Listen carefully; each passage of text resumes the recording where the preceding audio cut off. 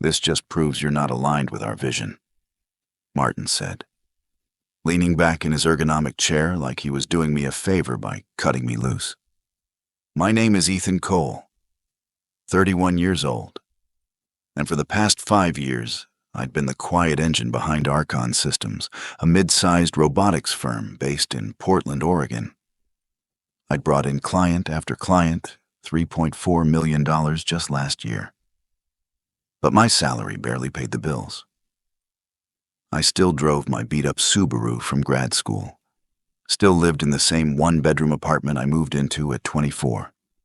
Martin, the regional VP, with his palm-tanned skin and Rolex that screamed winter trips to Cabo, was staring me down, waiting for some outburst, some desperate plea.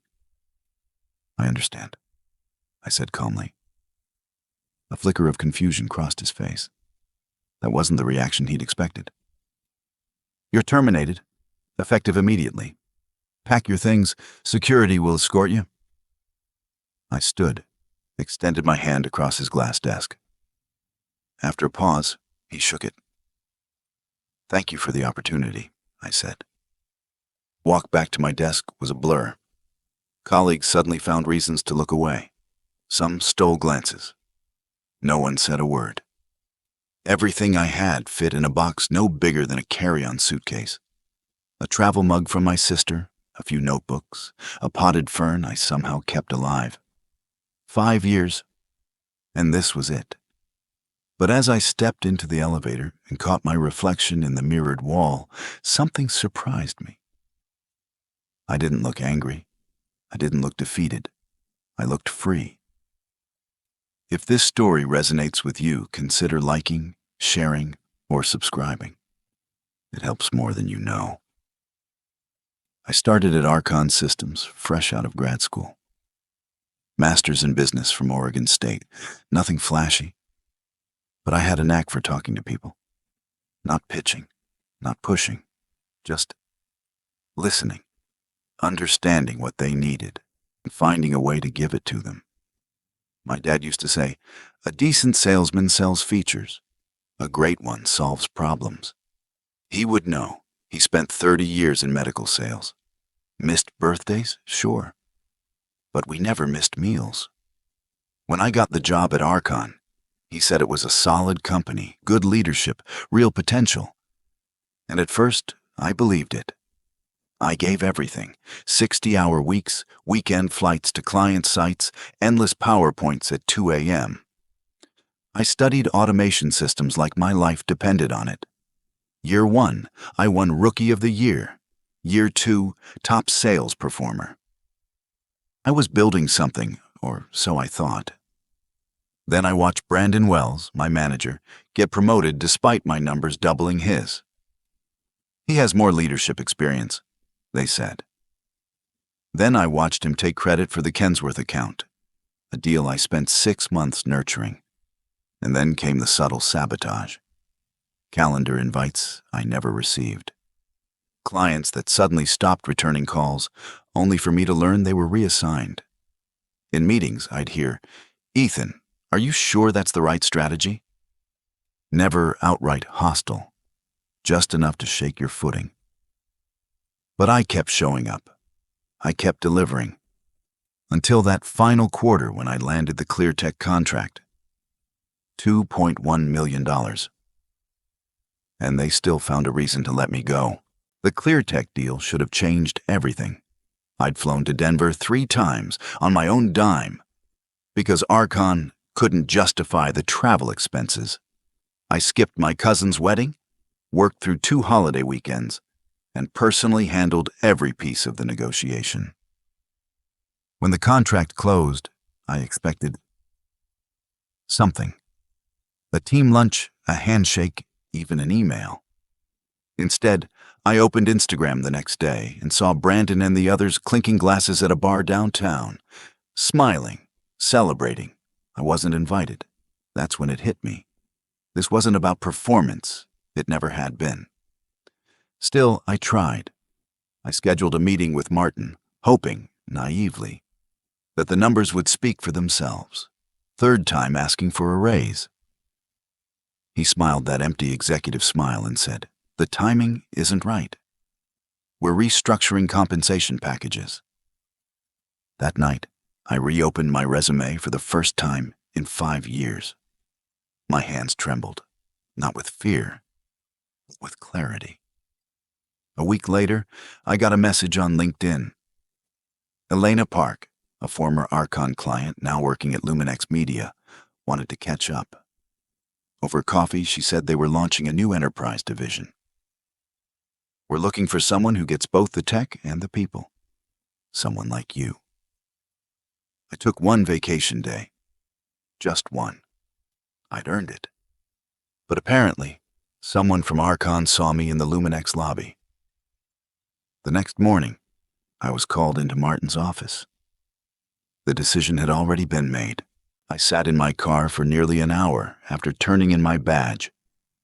Engine idling, air conditioner humming, just staring at the gray, glass-paneled building where I'd poured 5 years of my life. 5 years of 6 a.m. flights and Sunday night prep calls.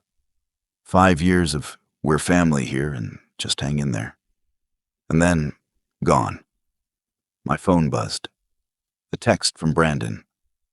"Sorry about how things went down, just following protocol." I didn't respond. I turned off my phone instead. When I got home, the apartment felt strange. Emptier, though nothing had changed. I dropped the small box on the counter, sat on the couch, cracked open a beer. For the first time in years, I did absolutely nothing. No proposals to review, no Slack pings, no urgent emails flagged as high priority by someone who wouldn't remember my name in a week. I just sat there and let the stillness settle. Around 7 p.m., I turned my phone back on. 3 missed calls from my parents. A text from my sister. "Brandon called me looking for you." "Are you okay?" He'd called my sister. That crossed a boundary I didn't even know I had. But then, an email. From Elena. Subject: "Tomorrow at 10? Body. The team would love to meet you." I stared at the screen for a long moment, then typed back one word. Yes. When I called my parents that night, I expected disappointment, or at least concern. But my dad surprised me. "They did you a favor?" he said after I told him everything. "A favor?" I asked, still processing the fallout. "They showed you who they really are. No more pretending, no more wondering if you could have done more." And he was right. All those times I'd stayed late to prove myself, all those weekends I sacrificed for people who barely knew my last name, all the second-guessing, wondering if I hadn't played the politics well enough, hadn't been loud enough in meetings, hadn't networked in the right ways. None of it mattered. They let me go for taking a single vacation day. A day I earned. A day I used to explore a future they were never going to offer me. My mom got on the phone. Her voice was gentle but steady. "What do you need, honey? Want us to drive up this weekend?" I paused, looked around the apartment, still half lit by the kitchen bulb. "No," I said, clear for the first time in months. "I'm okay, actually. I think this might be the best thing that could have happened." And I meant it. Because somewhere between packing that box and turning off my phone, something shifted. For the first time in a long time, I felt like I could breathe. The next morning, I woke up before my alarm. No anxiety, no heaviness in my chest, just calm. I took my time getting ready, showered, shaved, put on the navy suit I'd bought for major client pitches, the one Brandon always managed to show up for instead of me. It still fit perfectly. In the mirror, I looked rested, present, like someone with nothing left to prove. The interview at Luminex felt more like a conversation than an evaluation. Elena greeted me warmly, and the rest of the executive team followed suit. They'd already done their homework, checked my references, spoken to past clients, even mentioned ClearTech by name. They knew what I was worth before I ever opened my mouth. By the end of the meeting, their offer was on the table. Regional Director of Strategic Development, double my Archon salary, performance bonuses, full autonomy to build out a team. "When can you start?" Elena asked. I didn't hesitate. "Immediately." I signed the contract that Friday. By Monday, I had my own office, with a window, a door, and a nameplate. But more than that, I had something I hadn't felt in years: direction. Luminex didn't just want my numbers. They wanted my voice, my ideas, my vision. For the first time in a long time, I felt like I was exactly where I belonged. The first 2 weeks at Luminex flew by. I dove in head first, learning their systems, meeting the broader sales team, sketching out a roadmap for the new division. Every morning, I arrived early. Not because I had to, but because I wanted to. There was a spark again, something I hadn't felt since my first year at Archon. Elena gave me full support, a team of 3 associates, a corporate card, and something far more valuable: trust. "We hired you to build," she said. "You tell us what's needed. We'll back you." I even sent a few polite connection requests to my old colleagues from Archon. Most accepted. A few messaged congratulations. Brandon and Martin didn't respond. Didn't matter. Then, during a strategy session one morning, an email popped into my inbox. Subject: immediate action required. Sender: D Law Firm, representing Archon Systems. It was a cease and desist. Mr. Cole is in violation of his non-compete agreement. He is hereby ordered to terminate his employment with Luminex Media or face legal action. My chest tightened, but only for a moment. I knew I hadn't signed any non-compete. I was certain of it. Still, the threat was real. I forwarded it to our legal team, heart pounding. They responded swiftly. "Stay calm. Send us everything from your Archon onboarding. We'll take it from here." That night, I sat at my kitchen table with a stack of folders spread out in front of me. Every document I'd ever received from Archon: offer letter, employment agreement, performance reviews, even onboarding checklists. Nothing mentioned a non-compete. Nothing. The next morning, Luminex's legal counsel confirmed the same. "There's no binding clause here," the attorney said. "We'll respond formally. You're in the clear." But Archon wasn't done. 2 days later, their attorneys sent over a scanned document with my signature on it. A supposed non-compete agreement dated 3 years ago, right after I'd won Top Performer. It restricted me from working with any competitor within 100 miles for a full year. The signature looked like mine, but I had no memory of signing it. Luminex's attorney raised a brow. "Did you sign anything unusual during a performance review? Something they called routine?" I thought back. The memory came in pieces. My first review after the award, Martin handing me a thick stack of forms. "Standard updates," he'd said. "Sign at the tabs." I trusted him. I didn't read everything. "They're stretching it," the attorney said. "Luminex is in media systems. Archon sells robotics. But they're pressing hard. This could drag out." And that's when it hit me. This wasn't just about a contract. This was personal. They weren't trying to enforce a rule. They were trying to make sure I didn't rise. A few days later, I got an unexpected email from one of my biggest former clients. Subject: strange call from your old boss. He wrote, "Just got off the phone with Brandon. He asked if you'd reached out, implied you left Archon with sensitive client data. I told him you've always been professional. Just wanted you to know." My hands clenched around the mouse. They weren't just trying to stop me. They were trying to destroy my reputation, the one thing I'd spent years quietly building while others took the credit. I forwarded the message to Luminex's legal team. My voice was steady, but my heart was racing. That evening, my phone rang. Unknown number. I hesitated, then picked up. Ethan? It's Rachel. From accounting at Archon, her voice was low, urgent. I'm not supposed to be calling you, but you should know. They're saying you stole files. But it's not true. I saw Martin in the server room the day after you left. He downloaded your entire folder, then deleted it from the system. Told it you must have taken it.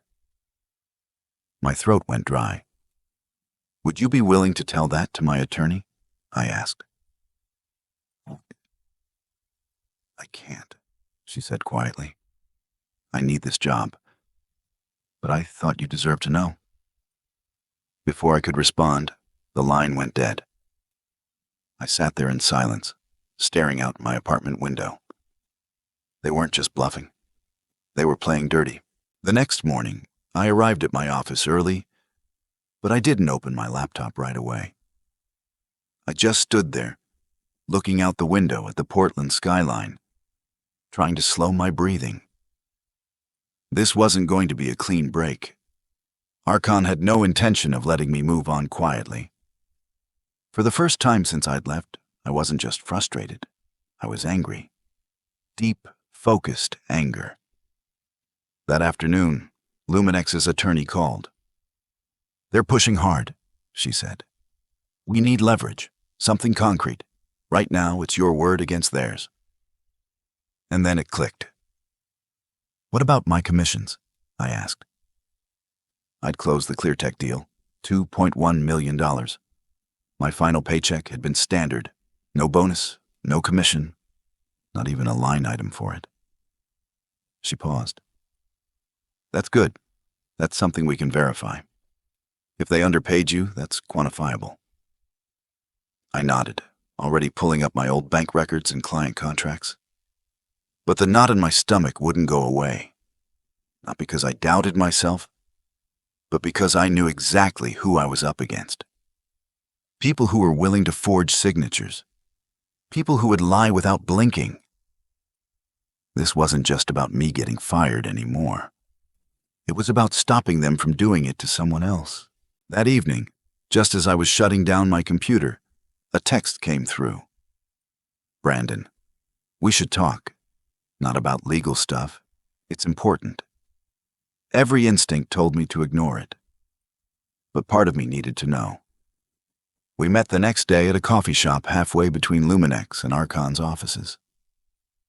He looked rough, creased shirt, sunken eyes, none of the usual polished arrogance. I can't be tied to this, he said, not even waiting for the first sip. I'll lose everything. I didn't respond, just watched him. The non-compete, he continued. It's not just you. Martin's been pulling this move for years. Gets people to sign basic review paperwork, then swaps in new pages later. The signatures are real, the content isn't. My jaw tightened. Why are you telling me now? He glanced around nervously.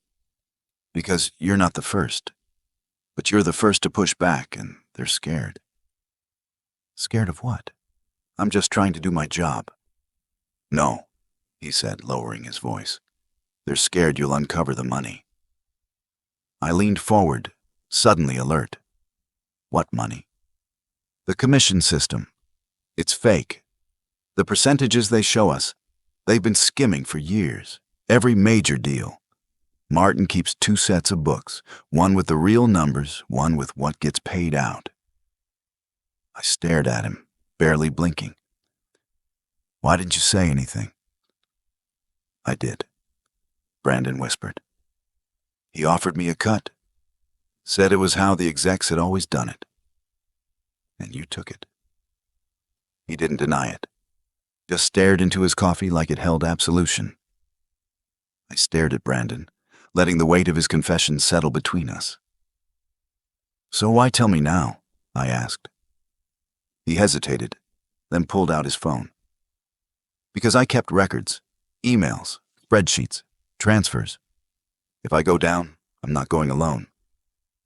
He showed me screenshots, commission breakdowns, 2 sets of numbers, discrepancies routed into something called the Executive Performance Fund. It wasn't just theory anymore. It was proof.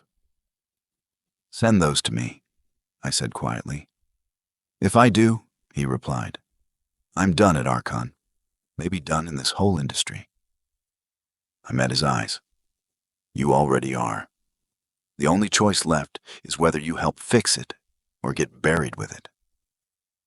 He stared at me for a long moment, then nodded and began forwarding the files. Back in my office, I sat down and opened each attachment slowly. With every screenshot, the picture became clearer. This wasn't about me. This was a pattern, a system. The evidence Brandon gave me didn't just change my case, it cracked something open. I wasn't dealing with a grudge or a mistake. I was staring down years of intentional fraud. And I wasn't the only one who'd been cut out. There were probably dozens more, maybe hundreds. But now, I had the truth. The next morning, I met with our legal team and laid it all out. The forged documents, the double books, the siphoned commissions. Our lead attorney scrolled through Brandon's emails with a steady calm that made me nervous. "This is bigger than we thought," she finally said. "This isn't a non-compete dispute. This is corporate fraud." But there was a problem. Brandon wasn't willing to testify. Without his direct statement, the screenshots were just digital hearsay. And Archon? They had the budget to stall this in court for years. "We need someone else," she said. "Someone with first-hand knowledge, someone who's not afraid." That night, I pulled out my laptop and started making a list. Former Archon employees, people who'd resigned quietly or were pushed out after asking too many questions. One name caught my eye. Kyle Blackwood, Eastern Region's top performer the year before I joined. Abruptly resigned last year. Rumors of burnout, maybe drinking. I didn't believe those stories. Kyle was sharp, disciplined, the kind of guy who double-checked every decimal. I found him on LinkedIn, still working in sales, but for a tiny regional firm now. I sent a message. "Need to talk about Martin and commissions. It's important."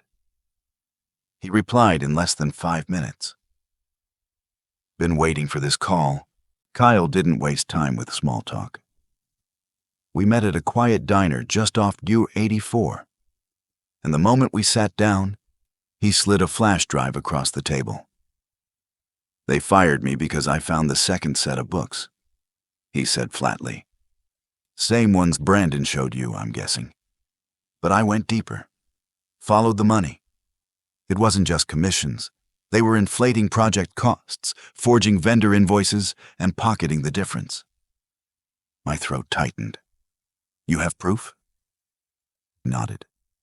"Bank records, internal emails, expense reports, all of it." I was building a case for the board when Martin caught wind. Next thing I know, rumors start flying. Drinking problem, missed meetings. They even said I showed up to a client demo drunk. I wasn't even in the state that day. "Why didn't you go public?" Kyle's jaw clenched.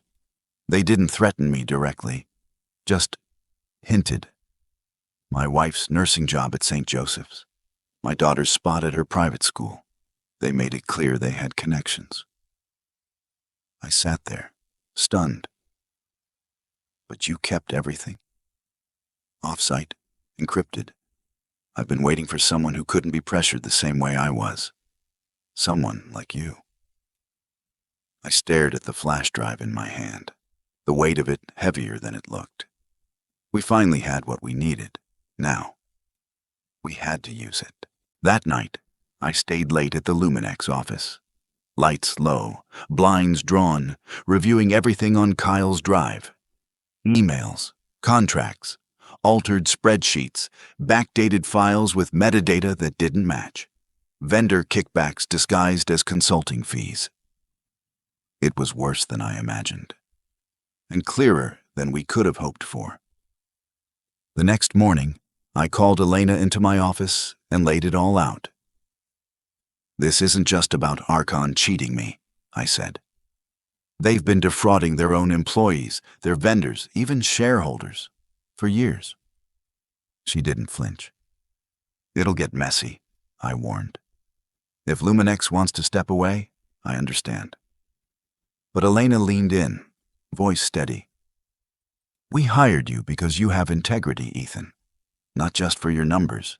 If you're standing in truth, we stand with you." For the first time since this started, I believed we could win. With Kyle's evidence, Brandon's files, and Luminex's legal team, we didn't just build a defense. We filed a formal complaint with the SEC and the Oregon Attorney General's office. It was no longer a personal battle. It was a full-scale investigation, and Archon had no idea what was coming. Things moved fast after the filing. Within 3 weeks, federal agents walked into Archon's Portland headquarters with warrants. I wasn't there to see it, but I didn't need to be. Brandon called me that night. His voice was hollow. "They took everything," he said. "Computers, servers, paper files. Martin was escorted out in front of the whole floor, CFO too." I didn't say a word. "I've been suspended," he added. "Pending investigation. They're saying I might face criminal charges." "You probably will," I said quietly. "But your cooperation will count for something." 2 days later, Archon formally dropped their lawsuit against me. The same week, their stock nosedived as news of the investigation hit the financial press. More former employees came forward, some angry, some relieved. A class action suit was filed for unpaid commissions. Clients began pulling their accounts, distancing themselves from the scandal. And through it all, I kept my head down. I didn't post about it, didn't give interviews, didn't gloat. I focused on Luminex, on the team I was building, the culture we were creating, and the work I finally felt proud of again. Archon had tried to bury me in silence and fear. But the truth had its own momentum. And now, it was doing what it always does, rising. 2 weeks after Archon's collapse made headlines, I got a message from a recruiter. "Discrete opportunity, executive role, 6-figure base, uncapped bonus structure. They've read about your work at Luminex." I almost deleted it without opening. But curiosity won. The company was Zephyr Dynamics, one of Archon's largest former competitors. Their offer was aggressive. Senior Vice President of Global Strategy, nearly triple my current salary, full relocation package, equity stake. At first, I was flattered, then wary. I took the meeting out of courtesy. Their executive suite was polished, confident, smiling like they already owned me. "You've built something impressive," one of them said. "Imagine what you could do with our reach." But the further the conversation went, the more hollow it felt. PowerPoint slides, market projections, buzzwords like disruption and scaling quickly. No mention of people, no word about culture, nothing about ethics. I thanked them, shook hands, walked out. Back at Luminex, my team was in the conference room, laughing over iced coffee, reviewing client wins from the quarter. Elena caught my eye, smiled like she already knew. I closed the door behind me. I had my answer. I wasn't building for prestige anymore. I was building for trust, for legacy, for something that didn't need a dollar sign to prove its worth. 3 months to the day after Archon fired me, a courier delivered a check to my office at Luminex. $138,750. Back commissions and damages awarded by the court. I didn't cash it right away. I just stared at it on my desk, the crisp envelope sitting like a quiet vindication. Not because I needed the money, but because I needed to remember what it had cost to get here. The late nights, the silence, the second guessing, the fear that speaking up would be the end of everything I'd worked for. But it wasn't. It was the beginning. The news cycle moved on quickly. Archon's executive team stepped down. The company was acquired by a competitor at a fraction of its former value. Brandon avoided prison by fully cooperating. Martin and the CFO weren't so lucky. Meanwhile, at Luminex, we grew. We expanded into new markets, doubled revenue, and built a commission model so transparent it started attracting top talent, 3 of whom were former Archon reps, each with their own stories. But I rarely thought about Archon anymore. Not out of bitterness, just irrelevance. Because while they were busy hiding the truth, I was building something real, something that would last. A year later, I stood in front of the Luminex sales team, presenting our quarterly results. We had tripled our client base.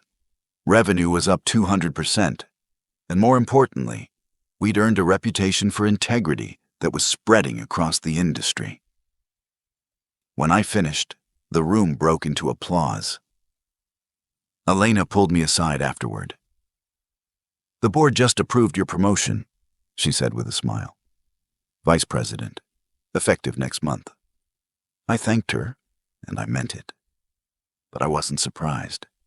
We'd earned this, not with shortcuts, not with secrets, but with consistency, clarity, and doing what we said we would. That evening, I drove out to my parents' house for dinner. They'd moved to Portland 6 months ago, partly to be closer, partly because Dad was finally ready to retire. After the dishes were cleared, we sat on the back porch, watching the sun dip behind the trees. "I'm proud of you, son," he said, voice soft. "Not just for winning, but for how you won. You stayed true to yourself." I nodded, the words settling deeper than I expected.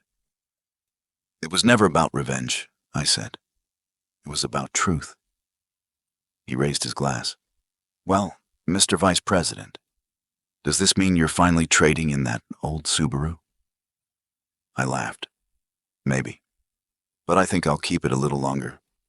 Reminds me where I started, and how far I'd come without ever cutting corners."